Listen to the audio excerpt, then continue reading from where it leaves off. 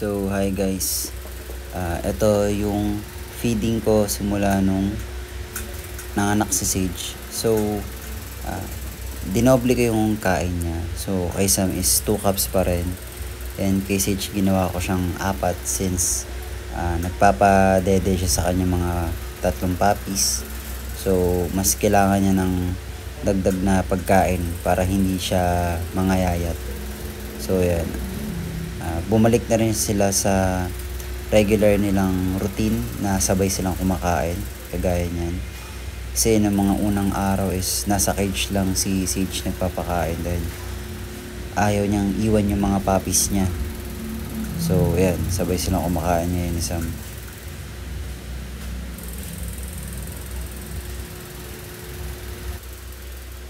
Hindi rin ganun kalakas kumain talaga si Sage bago siya nabuntis.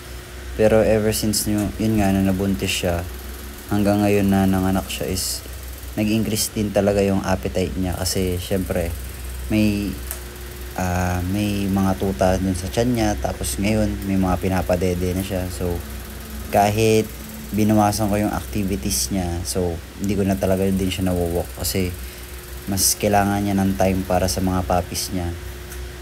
And hindi kasi talaga pwedeng iwan yung mga puppies since nakadepende pa rin talaga sila sa gatas ng nanay nila. So yan, tapos na si Sam kumain. So hintayin lang natin si Sage. Hindi pa rin naman siya ganun kabilis kumain, pero mas malakas lang din talaga siyang kumain ngayon compared dati. So yan, hintayin lang natin siya matapos. And maya ipapakita ko kung ano yung mga supplements na binibigay ko sa kanya para makatulong sa pagpapagatas niya sa mga puppies niya. And syempre para lumakas din kahit papaano yung resistensya niya at hindi siya manghina dahil nagpapadede siya at hindi siya mangayayat. Yan, kung makikita nyo is mabagal din talagang kumain si Sage since yun nga, hindi siya ganun kalakas kumain compared kay Sam. Pero may times na mabilis din siya kumain. Siguro depende rin sa appetite niya. Pero usually yan, ganyan siya kumain. Dahan-dahan, medyo mabagal.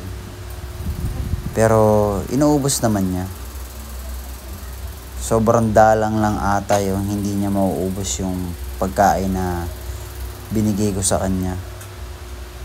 Lalo na kung yung dati na nakakapag-walk siya at nakakapag-exercise. Yan, parang medyo na siya. Napupuno na siguro yung ng tiyan niya.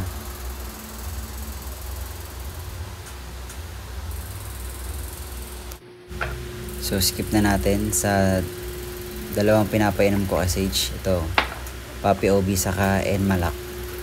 So mga milk enhancer siya for dogs na nagpapagata sa mga puppies. So yung Enmalak is 2 times a day and yung Puppy OB is 1 times a day. So may instruction naman din sa box and din sa mismong bottle kung ilang ml per kilogram or per size ng dog. So pag large kagaya ni Sage is 5 ml. So yan, Sage, pagpasensya na ng camera angle kasi ako lang yung nag-video nito.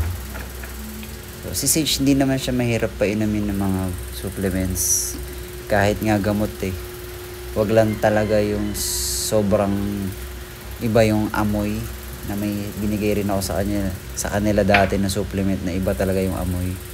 So maski siya na kahit ano gustong kainin at inumin, parang umuurong din. So yan,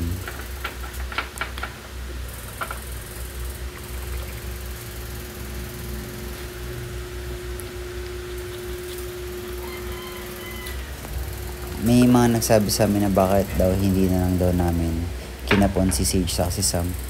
So balak din namin yun, pero kasi may mga nabasa kaming article na nagkakaroon daw ng health issue later on yung mga dam na hindi nabuntis or hindi nanganak.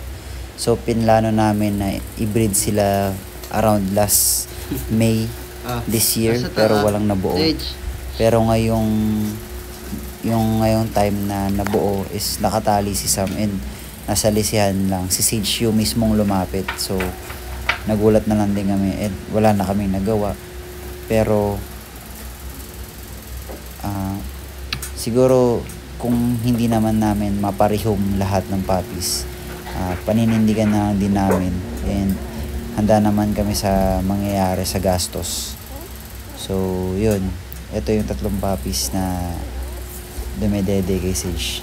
Na luckily is healthy naman lahat until now and healthy rin si Sage. And salamat din sa milk enhancer na supplements is hindi naman sila nakukulangan sa gatan since 3 lang silang puppies.